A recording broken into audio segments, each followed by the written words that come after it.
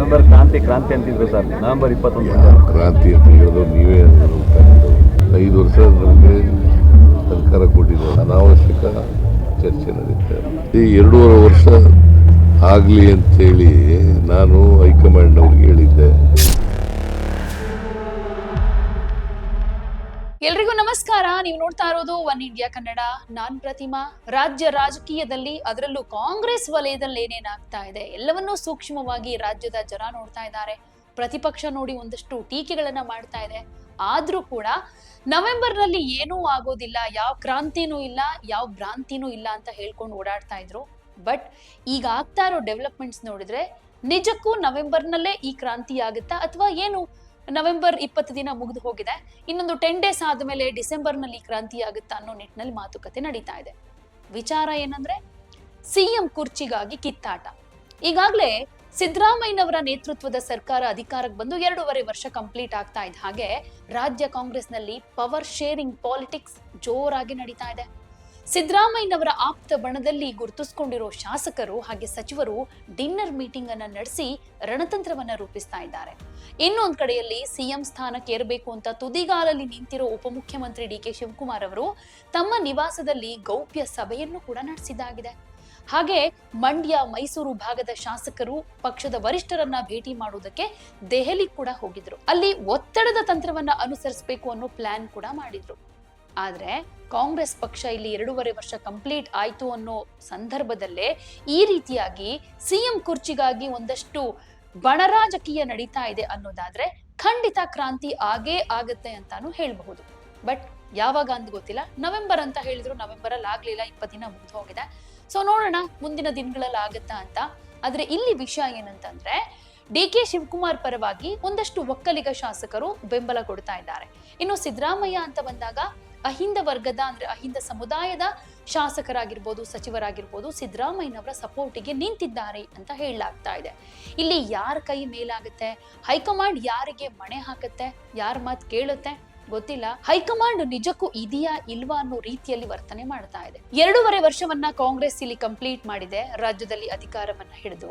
So DK Shivakumar ಅವರ ಸಹೋದರ DK Suresh ಅವರು ಸಿದ್ದರಾಮಯ್ಯನವರು ಯಾವತ್ತೂ ಮಾತಿಗೆ ತಪ್ಪೋದಿಲ್ಲ, ಕೊಟ್ಟ ಮಾತನ್ನ ಉಳಿಸ್ಕೊಳ್ತಾರೆ ಅಂತ ಪರೋಕ್ಷವಾಗಿ ಒಂದು ಹೇಳಿಕೆಯನ್ನ ಕೊಟ್ರು. ಈ ಮೂಲಕ ಅಧಿಕಾರ ಹಸ್ತಾಂತರ ವಿಷಯವನ್ನ ಮತ್ತೆ ಮುನ್ನೆಲೆಗೆ ತಂದಿದ್ದಾರೆ. ಇನ್ನು ಡಿಕೆಶಿ ಬಣ ಇಲ್ಲಿ ಒಂದ್ ರೀತಿ ಪಗಡೆ ಆಟವನ್ನೇ ಶುರು ಮಾಡಿದೆ. ದೆಹಲಿಗೆ ಹೋಗಿದ್ದಾರೆ. ಒಕ್ಕಲಿಗ ಅಸ್ತ್ರವನ್ನ ಪ್ರಯೋಗ ಮಾಡಿ ಡಿಕೆ ಶಿವಕುಮಾರ್ ಅವರನ್ನ ಸಿಎಂ ಮಾಡ್ಲೇಬೇಕು ಅನ್ನೋ ಒತ್ತಡ ಹಾಕೋದಕ್ಕೆ ಒಂದಷ್ಟು ಪ್ಲಾನ್ ಮಾಡ್ತಾ ಇದ್ದಾರೆ. ಚಾಮರಾಜನಗರದಲ್ಲಿ ಉತ್ತರ ಕೊಟ್ಟಂತ ಸಿಎಂ ಸಿದ್ದರಾಮಯ್ಯನವರು ಇದಕ್ಕೆ ಜನ ಬಯಸಿದ್ರೆ ಮುಂದಿನ ಬಜೆಟ್ ಅನ್ನ ಕೂಡ ನಾನೇ ಮಂಡಿಸ್ತೀನಿ ಅಂತ ಹೇಳಿದ್ದಾರೆ. ಇದರಿಂದ ತಾವು ಅಧಿಕಾರ ತ್ಯಾಗಕ್ಕೆ ರೆಡಿ ಇಲ್ಲ, 2.5 ವರ್ಷ ಆದ್ಮೇಲೆ ಅಧಿಕಾರ ಹಸ್ತಾಂತರ ಕೇವಲ ರಾಜಕೀಯ ಪಡಸಾಲೆಯಲ್ಲಿ ಕೇಳಿ ಬರ್ತಾ ಇರೋ ಮಾತು, ವರಿಷ್ಠರ ಸಮ್ಮುಖದಲ್ಲಿ ಇದ್ಯಾವುದು ನಡೆದಿಲ್ಲ ಅನ್ನೋ ಸಂದೇಶವನ್ನ ರವಾನೆ ಮಾಡಿದ್ದಾರೆ. ಇನ್ನು ಡಿಕೆ ಆಪ್ತರು ದೆಹಲಿಯಲ್ಲಿ ಬ್ಯಾಟಿಂಗ್ ಶುರು ಮಾಡ್ಕೊಂಡಿದ್ದಾರೆ. ಅಂದ್ರೆ ಮುಖ್ಯಮಂತ್ರಿ ಅವರ ಈ ಹೇಳಿಕೆ ನಂತರ ಡಿಕೆ ಶಿವಕುಮಾರ್ ಅವರ ಬಣ ಸಾಕಷ್ಟು ಆಕ್ಟಿವ್ ಕೂಡ ಆಗಿರೋದ್ರಿಂದ ದೆಹಲಿಗೆ ಪ್ರಯಾಣ ಬೆಳೆಸಿದ್ದಾರೆ. ಅಲ್ಲಿ ಒಂದಷ್ಟು ನಾಯಕರನ್ನ ಭೇಟಿ ಮಾಡೋ ಪ್ರಯತ್ನವನ್ನೆಲ್ಲ ಮಾಡ್ತಾ ಇದ್ದಾರೆ. ಡಿಕೆ ಶಿವಕುಮಾರ್ ಅವರ ಬಣದಲ್ಲೇ ಗುರುತಿಸಿಕೊಂಡಿರೋ ಸಚಿವ ಶಿವಾನಂದ ಪಾಟೀಲ್, ಸಚಿವ ಚಲುವರಾಯಸ್ವಾಮಿ, ಶಾಸಕರಾದ SR ಶ್ರೀನಿವಾಸ್, ರಂಗನಾಥ್, ರವಿ ಗಣಿಗ, ರಾಜೇಗೌಡ ದೆಹಲಿಗೆ ಹೋಗಿದ್ದಾರೆ. ಹೈಕಮಾಂಡ್ ಭೇಟಿ ಮಾಡಿ ಡಿಕೆ ಪರವಾಗಿ ಲಾಬಿ ನಡೆಸೋದಕ್ಕೆ ಪ್ರಯತ್ನಗಳನ್ನ ಮಾಡ್ತಾ ಇದ್ದಾರೆ. ಇದರ ಜೊತೆಗೆ ಆನೇಕಲ್ ಶಾಸಕ ಶಿವಣ್ಣ ಅವರಿದ್ದಾರೆ, ಮಾಗಡಿಯ ಬಾಲಕೃಷ್ಣ, ರಾಮನಗರದ ಇಕ್ಬಾಲ್ ಹುಸೇನ್, ಗುಬ್ಬಿಯ ಶ್ರೀನಿವಾಸ್, ಕುಣಿಗಲ್ ಶಾಸಕ ಆಗ್ಲೇ ಹೇಳಿದೆ ರಂಗನಾಥ್ ಅವರು ಕೂಡ ಇದ್ದಾರೆ ಅಂತ. ಇನ್ನು ಶೃಂಗೇರಿ ಶಾಸಕ ರಾಜೇಗೌಡ ಅವರು ಕೂಡ ಇದ್ದಾರೆ. ಇವರೆಲ್ಲರೂ ಕೂಡ ದೆಹಲಿಯಲ್ಲಿ ಹೈಕಮಾಂಡ್ ಮೀಟ್ ಮಾಡಿ ಒಂದಷ್ಟು ಮನವೊಲಿಕೆ ಮಾಡಬೇಕು, ಒತ್ತಡ ತಂತ್ರವನ್ನ ಹಾಕಬೇಕು. ಡಿಕೆ ಶಿವಕುಮಾರ್ ಅವರಿಗೇನೆ 2.5 ವರ್ಷ ಆಗಿದೆ, ಇನ್ ಮುಂದೆ ಆದ್ರೂ ಪವರ್ ಶೇರಿಂಗ್ ಅಂತ ಏನು ಒಪ್ಪಂದ ಆಗಿತ್ತು ಅದರಂತೆ ಸಿಎಂ ಪಟ್ಟವನ್ನ ಕೊಡಬೇಕು ಅನ್ನೋ ನಿಟ್ಟಿನಲ್ಲಿ ಒಂದಷ್ಟು ಒತ್ತಡವನ್ನ ಹಾಕ್ತಾ ಇದ್ದಾರೆ. ಈ ವರಿಷ್ಠರ ಭೇಟಿಯಲ್ಲಿ ಹಳೆ ಮೈಸೂರು ಭಾಗದಲ್ಲಿ ಒಕ್ಕಲಿಗರ ಪ್ರಾಬಲ್ಯ ಕೂಡ ಇದೆ. ಡಿಕೆ ಶಿವಕುಮಾರ್ಗೆ ಚಾನ್ಸ್ ಸಿಗದೆ ಹೋದ್ರೆ ವಿರೋಧಿಗಳ ಕೈ ಮೇಲಾಗುತ್ತೆ. ಈಗಾಗಲೇ ಬಿಜೆಪಿ JDS ನಿಂದ ತುಂಬಾ ಧಕ್ಕೆ ಆಗ್ತಾ ಇದೆ. ಕಾಂಗ್ರೆಸ್ ಪಕ್ಷ ನೆಲೆ ನಿಲ್ಲೋದಕ್ಕೂ ಕೂಡ ಆಗ್ತಾ ಇಲ್ಲ ಅಂತ ವಾದ ಮಾಡಿ ಪರೋಕ್ಷವಾಗಿ ಡಿಕೆ ಶಿವಕುಮಾರ್ ಅವರನ್ನ ಸಿಎಂ ಮಾಡಿ ಅಂತ ಒತ್ತಡವನ್ನ ಹಾಕ್ತಾ ಇದ್ದಾರೆ. ಇದಿಷ್ಟೇ ಅಲ್ಲ, ಇನ್ನು ಮುಂದೆ 3 ಪ್ರತ್ಯೇಕ ಟೀಮ್ ನಲ್ಲಿ ಡಿಕೆ ಬಣ ಡೆಲ್ಲಿ ಪ್ರವಾಸವನ್ನ ಮಾಡೋದಕ್ಕೆ ಪ್ಲಾನ್ ಹಾಕೊಂಡಿದ್ಯಂತೆ. 30ಕ್ಕೂ ಹೆಚ್ಚು ಶಾಸಕರು ಪ್ರತಿ ತಂಡದಲ್ಲಿ ತಲಾ 10 ಶಾಸಕರಂತೆ ದೆಹಲಿ ಟ್ರಿಪ್ ಅನ್ನ ಮಾಡುತ್ತವಂತೆ. ಡಿ.ಕೆ. ಶಿವಕುಮಾರ್ ಅವರಿಗೂ ಆಪ್ತ ಶಾಸಕ ಬಣ ಇದೆ ಅಂತ ವರಿಷ್ಠರಿಗೆ ತೋರಿಸೋದಕ್ಕೆ ಇವರು ಮಾಡ್ತಾ ಇರೋ ಪ್ರಯತ್ನ.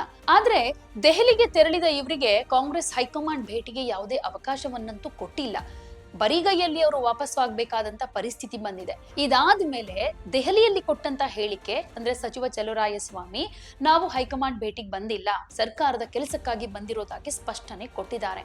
ಇಲ್ಲಿ Vokkaliga versus Ahinda Trump card ಪ್ರಯೋಗ ಆದ್ರೆ ಹೇಗಿರಬಹುದು ಅನ್ನೋದಾದ್ರೆ, ಈಗ ಡಿ.ಕೆ. ಶಿವಕುಮಾರ್ ಅವರ ಪರವಾಗಿ ಶಾಸಕರು ಒಕ್ಕಲಿಗ ಟ್ರಂಪ್ ಕಾರ್ಡ್ ಪ್ಲೇ ಮಾಡ್ತಿದ್ದಾರೆ. ಈ ನಿಟ್ಟಿನಲ್ಲಿ ಹೈಕಮಾಂಡ್ ಮೇಲೆ ಒಂದಷ್ಟು ಪ್ರೆಷರ್ ಹಾಕೋದಕ್ಕೆ ಮುಂದಾಗಿದ್ದಾರೆ. ಸರ್ಕಾರ ರಚನೆಯ ಸಂದರ್ಭದಲ್ಲಿ ನಡೆದ ಒಪ್ಪಂದದಂತೆ ಡಿ.ಕೆ. ಶಿವಕುಮಾರ್ ಅವರಿಗೆ ಅಧಿಕಾರ ಹಸ್ತಾಂತರ ಮಾಡಿಸಿ ಪಕ್ಷವನ್ನ ಅಧಿಕಾರಕ್ಕೆ ತರುವಲ್ಲಿ ಡಿ.ಕೆ. ಪಾತ್ರ ತುಂಬಾ ಇದೆ.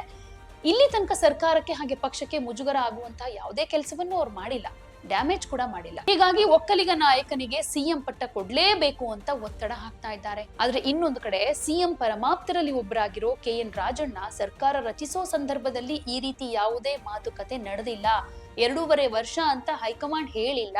ಹೈಕಮಾಂಡ್ ಸಿಎಂಗೆ ಕೊಟ್ಟಿರೋ ಪತ್ರದಲ್ಲಿ ನೀವು ಸಿಎಂ ಅಂತ ಹೇಳಿದೆ ವಿನಃ ನೀವು 2.5 ವರ್ಷದ ಸಿಎಂ ಅಂತ ಹೇಳಿಲ್ಲ ಅಂತ ಡಿ.ಕೆ. ಶಿವಕುಮಾರ್ ಬಣಕ್ಕೆ ಟಾಂಟ್ ಕೊಡ್ತಾ ಇದ್ದಾರೆ.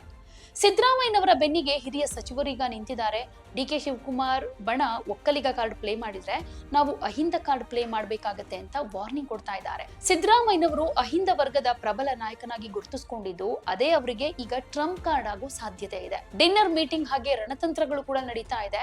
ಡಿ.ಕೆ. ಶಿವಕುಮಾರ್ ಅವರ ಬೆಂಬಲಿಗರು ಡೆಲ್ಲಿಗೆ ಹೋಗಿ ಒಂದಷ್ಟು ರಣತಂತ್ರವನ್ನ ಮಾಡ್ತಾ ಇದ್ರೆ, ಈ ಕಡೆ ಸಿದ್ದರಾಮಯ್ಯನವರ ಆಪ್ತರೆಲ್ಲ ಸೇರ್ಕೊಂಡು ಡಿನ್ನರ್ ಪಾಲಿಟಿಕ್ಸ್ ಮಾಡ್ತಾ ಇದ್ದಾರೆ. ಸಚಿವ ಸತೀಶ್ ಜಾರಕಿಹೊಳಿ ಅವರ ಬೆಂಗಳೂರು ನಿವಾಸದಲ್ಲಿ ಡಿನ್ನರ್ ಮೀಟಿಂಗ್ ಮಾಡಿದ್ದಾರೆ. ಹಾಗೆ ಸಿದ್ದರಾಮಯ್ಯನವರ ಸ್ಥಾನವನ್ನ ಗಟ್ಟಿ ಮಾಡೋದಕ್ಕೆ ಈ ಪ್ಲಾನ್ ಮಾಡಿಕೊಳ್ಳಲಾಗಿದೆ ಅಂತಾನೆ ರಾಜಕೀಯ ವಲಯದಲ್ಲಿ ಒಂದಷ್ಟು ಮಾತು ಕೇಳಿ ಬರ್ತಾ ಇದೆ. ಈ ಡಿನ್ನರ್ ಮೀಟಿಂಗ್ ನಲ್ಲಿ ಸತೀಶ್ ಜಾರಕಿಹೊಳಿ, ಡಾಕ್ಟರ್ ಜಿ ಪರಮೇಶ್ವರ್, ಎಚ್.ಸಿ. ಮಹದೇವಪ್ಪ, ದಿನೇಶ್ ಗುಂಡೂರಾವ್, ಇನ್ನು ಪಿರಿಯಾಪಟ್ಟಣದ ವೆಂಕಟೇಶ್, ಕೆ.ಎನ್. ರಾಜಣ್ಣ ಕೂಡ ಭಾಗಿಯಾಗಿದ್ರು. ಈ ಸಭೆ ಕೂಡ ರಾಜಕೀಯ ವಲಯದಲ್ಲಿ ಒಂದಷ್ಟು ಸೌಂಡ್ ಮಾಡ್ತಾ ಇದೆ. ಇನ್ನೂ 2.5 ವರ್ಷದ ಅವಧಿಗೆ ಸಿದ್ದರಾಮಯ್ಯನವರೇ ಸಿಎಂ ಆಗಬೇಕು, ಯಾವ ರೀತಿಯಲ್ಲೂ ಕೂಡ ಡಿ.ಕೆ. ಅವರ ತಂತ್ರಗಾರಿಕೆ ಮೇಲಾಗಬಾರದು ಅನ್ನೋ ನಿಟ್ಟಿನಲ್ಲಿ ಒಂದಷ್ಟು ಚರ್ಚೆ ನಡೆದಿದೆ ಅನ್ನೋ ತಿಳಿದು ಬಂದಿದೆ. ಸಿಎಂ ಸಿದ್ದರಾಮಯ್ಯನವರು ಕಾಂಗ್ರೆಸ್ಗೆ ಅನಿವಾರ್ಯ, ಜೆಡಿಎಸ್ಗೆ ದೇವೇಗೌಡ ಮಕ್ಕಳು ಹೇಗೆ ಮುಖ್ಯನೋ, ಬಿಜೆಪಿಗೆ ಬಿ.ಎಸ್. ಯಡಿಯೂರಪ್ಪ ಹೇಗೆ ಮುಖ್ಯನೋ ಅದೇ ರೀತಿ ಕಾಂಗ್ರೆಸ್ಗೆ ಸಿದ್ದರಾಮಯ್ಯನವರು ಅನಿವಾರ್ಯ. ನಾನು ಮಂತ್ರಿ ಆಗ್ತೀನೋ ಇಲ್ವೋ ಗೊತ್ತಿಲ್ಲ, ಆದ್ರೆ ಸಿಎಂ ಆಗಿ ಸಿದ್ದರಾಮಯ್ಯನವರೇ ಮುಂದುವರಿಬೇಕು. ಸಿಎಂ ಪರ ಮಾಜಿ ಸಚಿವ ಕೆ.ಎನ್. ರಾಜಣ್ಣ ಅವರು ಹೇಳಿರೋ ಮಾತಿದು. ಸೊ ಆಗ್ಲೇ ಹೇಳಿದ ಹಾಗೆ ಸಿದ್ದರಾಮಯ್ಯನವರ ಪರವಾಗಿ ಕೂಡ ಒಂದಷ್ಟು ಶಾಸಕರು, ಸಚಿವರು ಸಪೋರ್ಟ್ಗೆ ನಿಂತಿದ್ದಾರೆ. ಇಲ್ಲಿ ಡಿ.ಕೆ. ಶಿವಕುಮಾರ್ ನಿಜಕ್ಕೂ ಒಂದ್ ರೀತಿ ಅಸಹಾಯಕರಾಗ್ಬಿಟ್ರ ಅಂತಾನು ಅನ್ಸುತ್ತೆ. ಯಾಕಂದ್ರೆ ಸಿದ್ದರಾಮಯ್ಯನವರು ಇದು ಯಾವುದನ್ನು ನೇರವಾಗಿ ರಿಯಾಕ್ಟ್ ಮಾಡದೆ ಸುಮ್ಮನೆ ಇರಬಹುದು. ಆದ್ರೆ 2 ದಿನಕ್ಕೂ ಮುಂಚೆ ಅವರು ಯಾವುದೇ ಸ್ಥಾನಕ್ಕೆ ನಾನು ಅಂಟ್ಕೊಂಡು ಕೂತಿಲ್ಲ, ಯಾವುದೇ ಸ್ಥಾನ ಪರ್ಮನೆಂಟ್ ಅಲ್ಲ, ಹೈಕಮಾಂಡ್ ಸೂಚನೆ ಕೊಟ್ರೆ ನಾನು ಕೆಪಿಸಿಸಿ ಅಧ್ಯಕ್ಷ ಸ್ಥಾನಕ್ಕೂ ರಾಜೀನಾಮೆ ಕೊಡ್ತೀನಿ, ಹೊಸಬರಿಗೆ ಅವಕಾಶ ಮಾಡಿಕೊಡ್ತೀನಿ ಅಂತ ಹೇಳ್ಕೊಂಡಿದ್ರು. ಅವರ ಮಾತಲ್ಲಿ ಒಂದ್ ಸ್ವಲ್ಪ ಹತಾಶೆ ಕೂಡ ಇದ್ದಾಗಿತ್ತು. ಹೈಕಮಾಂಡ್ ತೀರ್ಮಾನವೇ ಅಂತಿಮ ಅಂತ ಏನೇ ಹೇಳ್ಕೊಂಡು ಓಡಾಡ್ತಾ ಇದ್ರು, ಇವರು ಮಾಡ್ಬೇಕಾಗಿರೋ ಪ್ರಯತ್ನಗಳನ್ನ ಮಾಡ್ತಾನೆ ಇದ್ದಾರೆ. ರಾಜ್ಯ ಕಾಂಗ್ರೆಸ್ನಲ್ಲಿ ಏನೇ ಚಟುವಟಿಕೆಗಳಾದ್ರೂ ಅಂತಿಮವಾಗಿ ಹೈಕಮಾಂಡ್ ತೀರ್ಮಾನವೇ ಅಂತಿಮ. ಉಳಿದ 2.5 ವರ್ಷಕ್ಕೆ ಅಧಿಕಾರ ಹಸ್ತಾಂತರ ನಡೆದು ಡಿ.ಕೆ. ಶಿವಕುಮಾರ್ ಅವರು ಸಿಎಂ ಆಗ್ತಾರಾ ಅಲ್ವಾ ಅನ್ನೋದ್ರ ಬಗ್ಗೆ ಹೈಕಮಾಂಡ್ ಮಾತ್ರ ಇನ್ನೂ ಏನು ರಿಯಾಕ್ಟ್ ಮಾಡ್ತಾ ಇಲ್ಲ, ಸೈಲೆಂಟ್ ಆಗಿದೆ. ಇವೆಲ್ಲಾ ವಿಚಾರವನ್ನ ಎಐಸಿಸಿ ಅಧ್ಯಕ್ಷರಾಗಿರೋ ಮಲ್ಲಿಕಾರ್ಜುನ ಖರ್ಗೆ ಅವರಿಗೆ ಉಭಯ ನಾಯಕರು ಕೂಡ ಮನವರಿಕೆ ಮಾಡಿಕೊಟ್ಟಿದ್ದಾರೆ. ಆದ್ರೆ ಲೋಕಸಭೆಯ ಪ್ರತಿಪಕ್ಷ ನಾಯಕ ರಾಹುಲ್ ಗಾಂಧಿ ತೀರ್ಮಾನವೇ ಇಲ್ಲಿ ಅಂತಿಮವಾಗುತ್ತೆ. ರಾಹುಲ್ ಗಾಂಧಿ ಅವರಿಂದಾನೇ ಕ್ಲಾರಿಟಿ ಕೊಡಿ ಅಂತ ಡಿ.ಕೆ. ಶಿವಕುಮಾರ್ ಅವರ ಬಣ ಮಲ್ಲಿಕಾರ್ಜುನ ಖರ್ಗೆ ಅವರ ಮೇಲೆ ಒಂದಷ್ಟು ಪ್ರೆಷರ್ ಹಾಕ್ತಾ ಇರೋ ಹಾಗೆ ಕಾಣಿಸ್ತಾ ಇದೆ. ಒಟ್ಟಾರೆ ರಾಜ್ಯ ಉಸ್ತುವಾರಿ ಹೊತ್ಕೊಂಡಿರೋ ರಣದೀಪ್ ಸಿಂಗ್ ಸುರ್ಜೇವಾಲಾ, ಕೆ.ಸಿ. ವೇಣುಗೋಪಾಲ್, ರಾಹುಲ್ ಗಾಂಧಿ ಹಾಗೆ ಮಲ್ಲಿಕಾರ್ಜುನ್ ಖರ್ಗೆ ಅವರು ತೆಗೆದುಕೊಳ್ಳೋ ತೀರ್ಮಾನವೇ ಇಲ್ಲಿ ಅಂತಿಮವಾಗಿರುತ್ತೆ. ಒಂದು ವೇಳೆ ಅಧಿಕಾರ ಹಸ್ತಾಂತರಕ್ಕೆ ಹೈಕಮಾಂಡ್ ಒಪ್ಪಿದ್ದೆ ಆದ್ರೆ ಸಿದ್ದರಾಮಯ್ಯ ಹಾಗೆ ಅವರ ಆಪ್ತಬಣದ ಮುಂದಿನ ನಡೆ ಏನಿರುತ್ತೆ ಅನ್ನೋದು ನಿಗೂಢವಾಗಿದೆ. ಹಾಗೆ ಪಕ್ಷದ ನಿಷ್ಠಾವಂತ ಕಾರ್ಯಕರ್ತ ಅನ್ನೋ ಬಿರುದನ್ನ ಪಡೆದುಕೊಂಡಿರೋ ಡಿ.ಕೆ. ಶಿವಕುಮಾರ್ ಅವರಿಗೆ ಅಧಿಕಾರ ಸಿಗದೆ ಹೋದ್ರೆ ಅವರ ಮುಂದಿನ ನಡೆ ಏನಿರುತ್ತೆ ಅನ್ನೋದು ಕೂಡ ನಿಗೂಢವಾಗಿ ಉಳ್ಕೊಂಡಿದೆ. ಒಟ್ನಲ್ಲಿ ನವೆಂಬರ್ನಲ್ಲಿ ಏನೂ ಕ್ರಾಂತಿ ಇಲ್ಲ ಅಂತ ಹೇಳ್ತಾ ಇದ್ರು, ಕ್ರಾಂತಿ ಆಗೋದಕ್ಕೇನೆ ಈ ತರದ ಒಂದಷ್ಟು ಚಟುವಟಿಕೆಗಳಾಗ್ತಾ ಇದೆ, ಒಂದಷ್ಟು ಡೆವಲಪ್ಮೆಂಟ್ ಆಗ್ತಾ ಇದೆ ಅಂತ ಹೇಳ್ಬಹುದು. ಕಾದು ನೋಡೋಣ, ನವೆಂಬರ್ ಅಂತ್ಯಕ್ಕಾಗುತ್ತಾ ಅಥವಾ ಡಿಸೆಂಬರ್ನಲ್ಲಾಗುತ್ತಾ ಈ ಕ್ರಾಂತಿ ಅಂತ. ಡಿ.ಕೆ. ಶಿವಕುಮಾರ್ ಮಾತ್ರ ಒಂದಷ್ಟು ಪ್ರಯತ್ನಗಳನ್ನ ಮಾಡ್ತಾನೆ ಇದ್ದಾರೆ. ಸಿಎಂ ಕುರ್ಚಿಯನ್ನ ಅಲಂಕರಿಸಬೇಕು ಅಂದ್ರೆ ಏನೇನ್ ಮಾಡಬೇಕು ಅದೆಲ್ಲ ತಂತ್ರಗಾರಿಕೆ ಡಿ.ಕೆ.ಶಿ ಕಡೆಯಿಂದ ಆಗ್ತಾ ಇದೆ. ಸದ್ಯಕ್ಕೇನೋ ಸ್ವಲ್ಪ ಸೈಲೆಂಟ್ ಆಗಿದ್ದಾರೆ. ಕಾದು ನೋಡೋಣ ಮುಂದೆ ಏನಾಗುತ್ತೆ ಅಂತಾನು ಕೂಡ ಹೇಳ್ತಿದ್ದಾರೆ. ಹಾಗೆ ಮಾರ್ಮಿಕವಾಗಿ ಒಂದಷ್ಟು ಮಾತುಗಳನ್ನ ಆಡ್ತಾ ಇರೋದ್ರಿಂದ ಏನೋ ಪ್ಲಾನ್ ಹಾಕೊಂಡಿದ್ದಾರೆ ಅನ್ನೋದಂತೂ ಕೂಡ ಸತ್ಯ. ಸೈಲೆಂಟ್ ಆಗಿದ್ದಾರೆ ಅಂದ ಮಾತ್ರಕ್ಕೆ ಏನು ಆಗ್ತಾ ಇಲ್ಲ ಅಂತಲ್ಲ. ಏನ್ ಮಾಡ್ಬೇಕೋ ಅದನ್ನ ಮಾಡ್ತಾ ಇದ್ದಾರೆ, ಯಾರ ಮೂಲಕ ಮಾಡ್ಬೇಕೋ ಅದನ್ನ ಮಾಡೋ ಕೆಲಸದಲ್ಲೂ ಕೂಡ ಅವ್ರು ಬ್ಯುಸಿ ಆಗಿದ್ದ ಹಾಗೆ ಕಾಣಿಸ್ತಾ ಇದೆ. ನೋಡೋಣ ಹೈಕಮಾಂಡ್ ಏನಾದ್ರೂ ಈ ನಿಟ್ಟಿನಲ್ಲಿ ತೀರ್ಮಾನ ತೆಗೆದುಕೊಳ್ಳುತ್ತಾ, ಸಿದ್ದರಾಮಯ್ಯನವರು ಇದಕ್ಕೆ ಒಪ್ತಾರಾ, ಏನಾದ್ರೂ ಷರತ್ತು ಹಾಕ್ತಾರಾ, ಹಾಕೋದಾದ್ರೆ ಯಾವ ರೀತಿಯಾಗಿ, ಇದೆಲ್ಲದರ ಬಗ್ಗೆ ಕ್ಷಣ ಕ್ಷಣದ ಅಪ್ಡೇಟ್ಸ್ ರಾಜ್ಯ ರಾಜಕೀಯದಲ್ಲಿ, ಅದರಲ್ಲೂ ಈ ಸಿಎಂ ಕುರ್ಚಿಗಾಗಿ ಏನೆಲ್ಲ ನಡೀತಾ ಇದೆ ಸರ್ಕಸ್ ಕಾಂಗ್ರೆಸ್ ವಲಯದಲ್ಲಿ, ಇದೆಲ್ಲದರ ಬಗ್ಗೆ ಡೀಟೇಲ್ ಆದಂತ ಮಾಹಿತಿಯನ್ನ ನಿಮ್ಮ ಒನ್ ಇಂಡಿಯಾ ಕನ್ನಡ ಕೊಡ್ತಾ ಇರುತ್ತೆ. ಸೊ ಮಿಸ್ ಮಾಡದೆ ನೋಡ್ತಾ ಇರಿ. ಹಾಗೆ ನಮ್ಮ ಚಾನೆಲ್ ಅನ್ನ ನೀವಿನ್ನು ಸಬ್ಸ್ಕ್ರೈಬ್ ಮಾಡಿಲ್ಲ ಅಂದ್ರೆ ಈಗಲೇ ಸಬ್ಸ್ಕ್ರೈಬ್ ಮಾಡಿ.